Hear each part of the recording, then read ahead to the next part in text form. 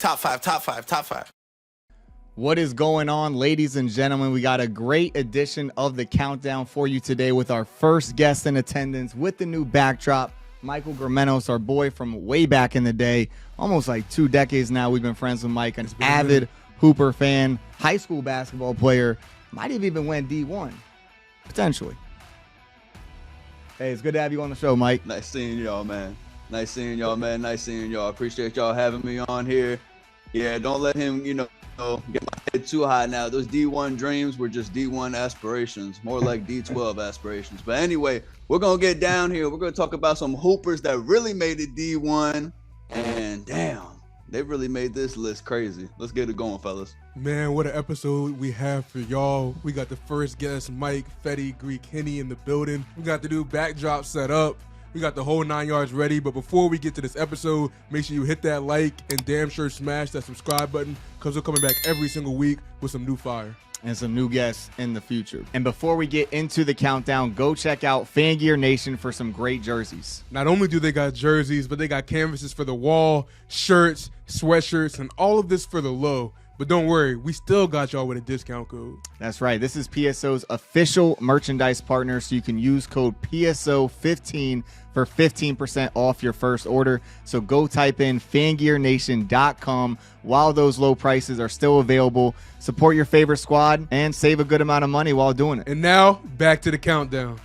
So starting out at number 5, we got Damian Lillard with the wave off, the iconic game winner against the Thunder B. Why don't you start that one off, man? Man, if there's one thing that I know, Rob and Greek, Dame time is real. And Dame started off the playoffs with a fucking bang against the Oklahoma City-led Paul George and Russell Westbrook Thunder. And Paul George is a premier defender in the league and has been for quite a while. Russell Westbrook's very athletic, a very good defender.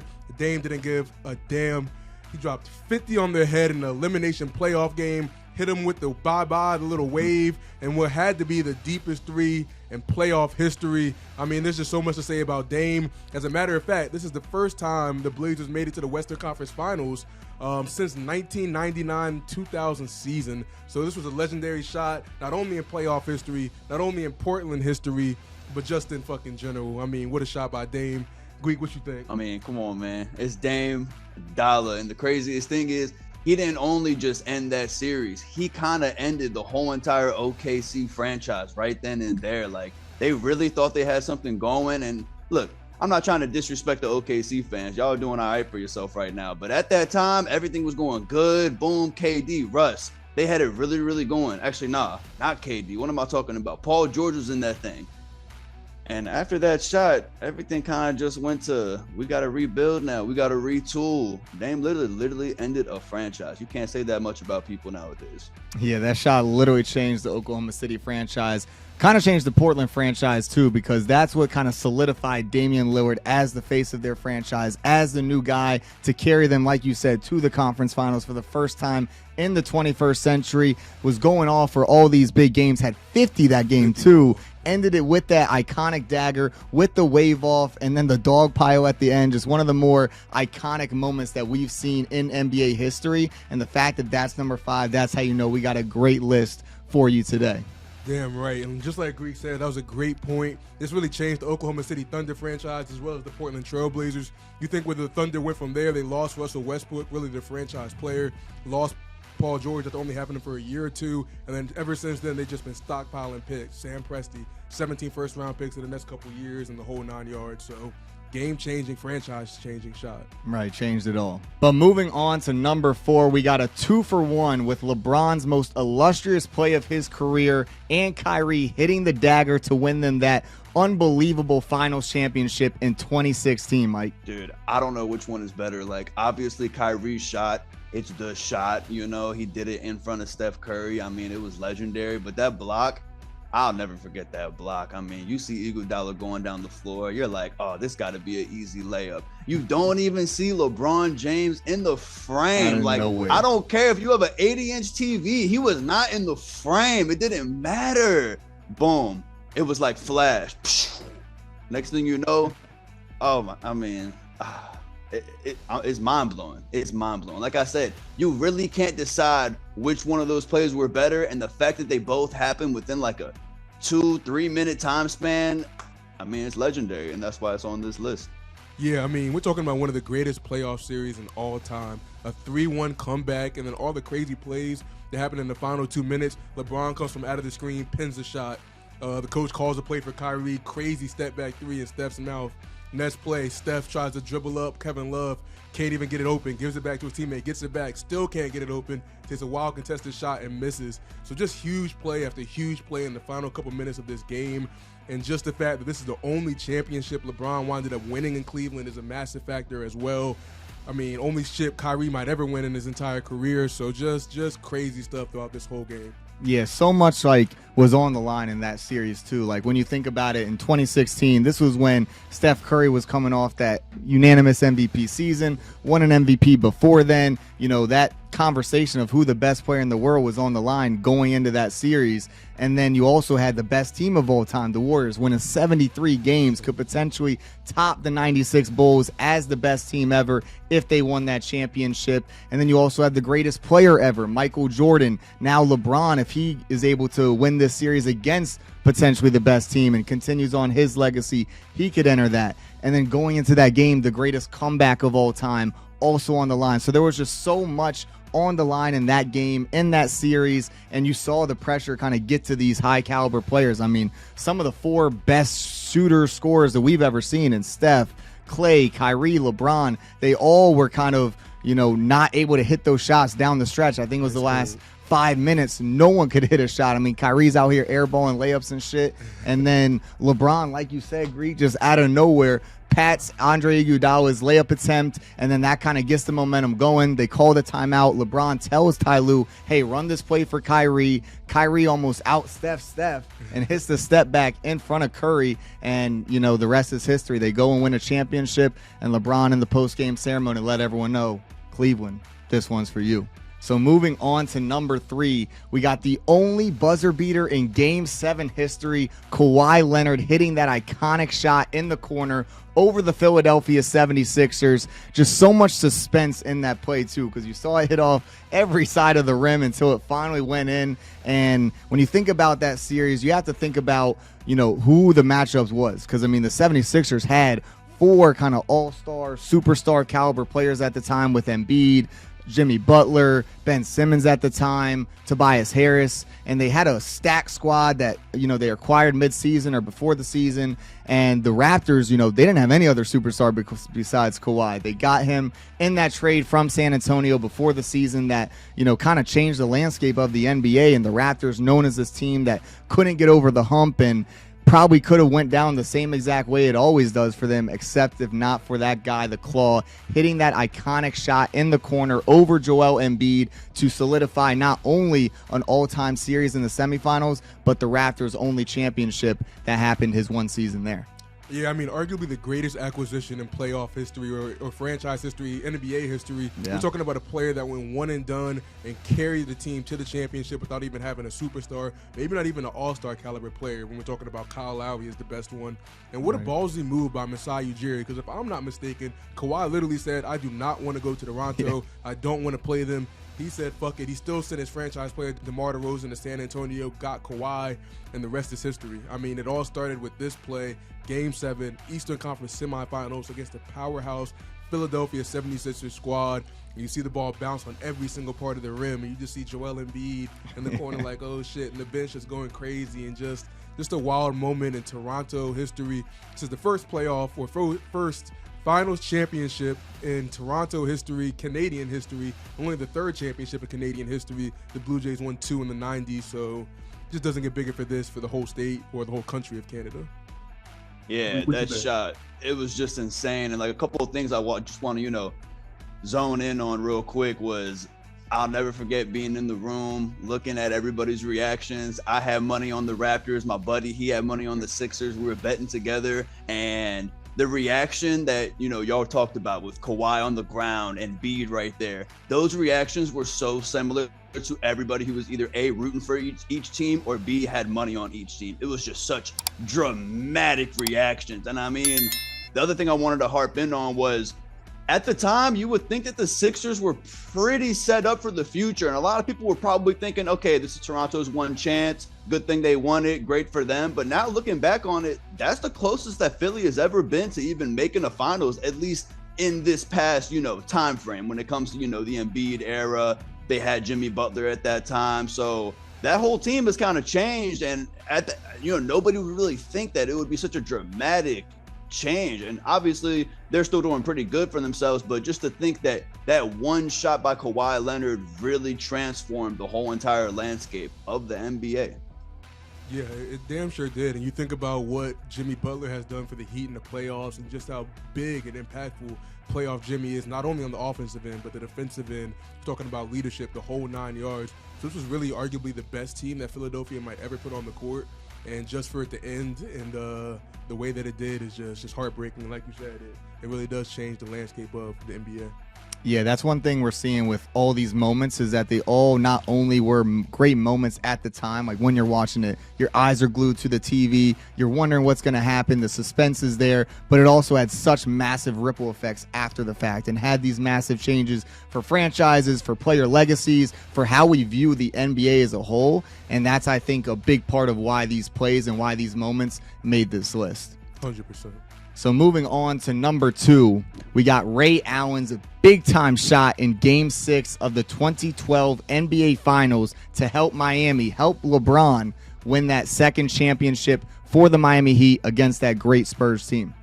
Mike, what you think about that one? They had the trophy literally rolled out into the tunnel. They had it rolled out. The Finals trophy right there. They were ready to give it to the Spurs. They said, we got it. Boom. And if y'all remember correctly, if I'm not mistaken, it was Kawhi Leonard that was at the free throw line and he missed a free throw to go up by 4. If I'm not mistaken, that's huge. And the next thing you know, the Heat come down the floor, LeBron pulls up, he misses. That could have been big for his legacy as well, but nobody really wants to talk about that nowadays. Chris Bosh doing what he does. And the craziest thing is, too, you look at that replay, Ray Allen never even looked at where he was. He just knew. He's that good of a three-point shooter. He backed up, got that ball, and hand in his face. Literally, like, I'm not going to say LeBron's legacy on the line by any means, but just that whole entire franchise, a lot of that shit was on the line. I mean, they went through that whole series with the Mavericks, losing to them in the finals. They never really, got to that level of 3 championships, 4, 5, 6, whatever. Yeah. And if he doesn't hit that shot, oh man, talk about the freaking NBA landscape changing just off of one guy, off of offensive rebound. And arguably, I'm not gonna say the greatest 3-point shooter of all time, because I think we all can agree who that is, but one of the greatest 3-point shooters of all time, really cementing his own legacy. Yeah, and when you look at that play too, you have to see how it went down. Obviously the offensive rebound was so massive to that, but if Chris Bosh passed it to anyone else, I don't think they're hitting that shot. LeBron just missed it. Dwayne Wade's not a great 3-point shooter. Mario Chalmers is, Mario Chalmers, so you know what's going to happen there. But they have Ray Allen. That's why they got him from the Celtics to hit a shot like that. And it wasn't like Ray Allen was in his prime. He was clearly not, probably already established his legacy and his Hall of Fame career. But that one shot changed the franchise, changed his legacy, or at least elevated it to another level and helped change LeBron's legacy too. I mean, if he misses that shot, that could have massive ripple effects, especially with what happened against Dallas 2 years prior. And him making that shot kind of saved it and allowed LeBron and the Miami Heat to go into Game 7 and put it away. Jesus Shuttlesworth, Ray Allen. I mean, we think about the 2 biggest teams, the 2 best teams in the league at that time, the Boston Celtics and the Miami Heat. For him to change ties and hit that big of a shot, it's also part of the reason why Paul Pierce, KG have hated on him for so long. But it doesn't really matter, because when you're trying to resonate a Hall of Fame career, you have to go and do what it takes to get that second title. And that's exactly what he did. And on top of that, the Spurs were one of the greatest franchises of all time at that time. So it took a title away from them and put it towards one of the greatest teams of all time in that Big 3 Miami Heat squad. So just a massive shot by Ray Allen, who is probably already a Hall of Famer before that. but he massively boosted LeBron's resume. I mean, we talk about LeBron being 3-7 in the finals right now. If Ray Allen did not hit that shot, something about 3-7 versus 4-6 is a massive difference to me, right. And it could be a massive difference to a lot of people when we talk about comparing him to Michael Jordan. So just a huge shot by one of the greatest shooters of all time. Yeah, and him making that move, it was like he needed a shot like that to validate going to the enemy and doing that. And that kind of validated him. Like you said, stopped the Spurs, stopped Tim Duncan from getting 6 rings. We don't talk about where that would put him in the grand hierarchy of everything. But, yeah, such a massive shot for Ray Allen.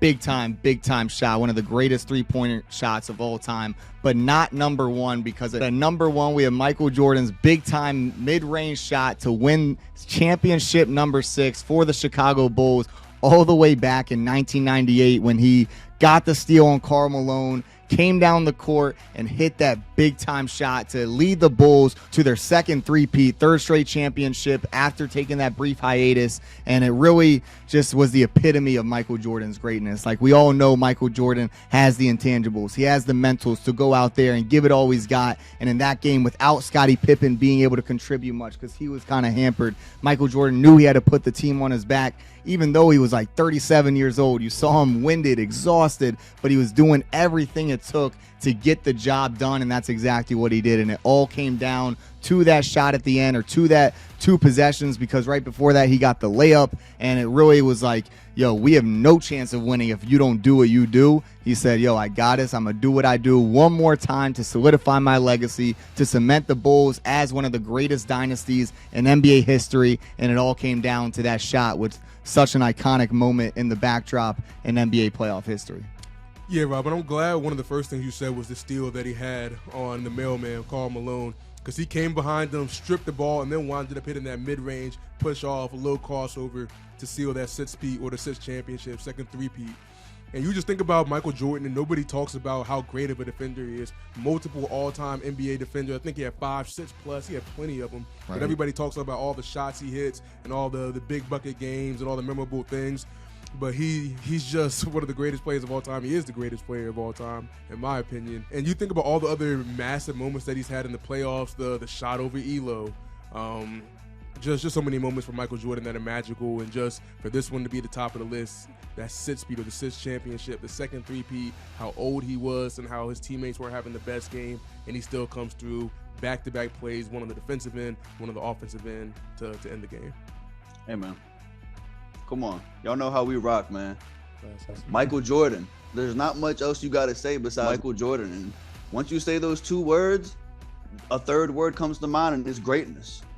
And just the way he pretty much ended his career with this shot. Everybody knows him from this shot. It was, the second part of the three-peat. He got his 6th title. And, after he got that steal, it's so funny because everybody in that arena, all millions of people watching that game, they all knew it was going to happen. They're like, he's not passing the rock. For some reason, the Jazz must have not knew. I don't know. They didn't get the message or something, because if I'm the Jazz, I'm sending 3 motherfuckers at him. Like, come on, man. You got to do something. But, hey, what's that famous saying, right? Mailman, they don't deliver on Sunday. They don't deliver to Michael Jordan's house either, because, God damn, Michael Jordan had Karl Malone's number, man. Goodness gracious. So there's nothing else to say, man. His Highness, like Mike Jordan. Yeah, he was the guy that prevented John Stockton and Karl Malone from ever winning a championship, and it was because of moments like that caps off our all-time top 5 playoff moments list. What a great list. What a great collection of moments in the NBA for any sports fan to go back and watch and just be entertained at how great sports can be. So, Michael, thank you so much for coming on, man. It's been great having you. Glad to have you as our first guest. Yes, sir. And it's just beginning from here, man. Yeah, man. Thank y'all so much. I really appreciate it. I've, been keeping up with everything y'all been doing. The momentum's been great. The chemistry, it's been unparalleled. And I just look forward to see who else y'all can get on here, man. Keep it up. That's right. Appreciate it, brother. And before y'all leave, make sure you show some love under the video. Drop your own top 5 in the comments. Hit that like, hit that subscribe. Share this with your friends and have conversations over it. Exactly. So we got a lot more videos like this coming, and hopefully we have a lot more great guests like Mike coming as well. So appreciate y'all. And we're coming back next week with some fire. See you guys next week.